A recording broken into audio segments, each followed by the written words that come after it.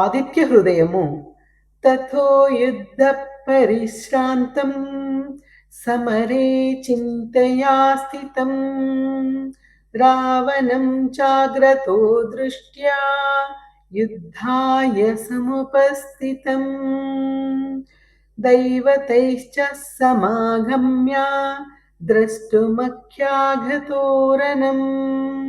उपगम्याभविद्रामाम् अगस्त्यो भगवान् ऋषिः राम रामा महाबाहो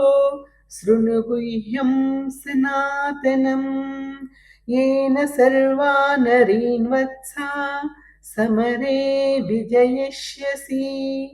आदित्यहृदयं पुण्यं सर्वशत्रुविनाशनम् जयावहं जपे नित्यम् अक्षयं परमं शुभम् सर्वमङ्गलमाङ्गल्यं सर्वपापप्रणाशनम् चिन्ताशोकप्रशमन मायुर्वर्धनमुत्तमम् रश्मिमन्तं समुद्यन्तं देवासुरनमस्कृतम् पूजयस्वाविवस्वन्तं भास्करं भुवनेश्वरम् सर्वदेवात्मको ह्येषा तेजस्वी रश्मिभावनः एष देवासुरगणान् लोकान् पाति घभस्तिभिः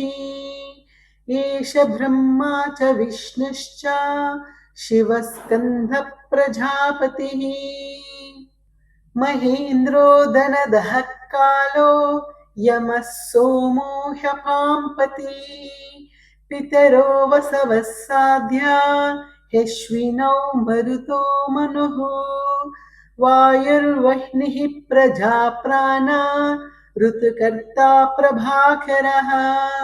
आदित्यः सविता सूर्यः खगः पूषा गभस्तिमान् सुवर्णसदृशो भानुः स्वर्णरेतादिवाकरः हरिदश्वः सहस्रार्ची सप्तसप्तिर्मरीचिमान् तिमिरोन्मथनः शम्भु स्वस्तामार्ताण्ड अंशुमान् हिरण्यगर्भः शिशिरस्तपनो भास्करो रविः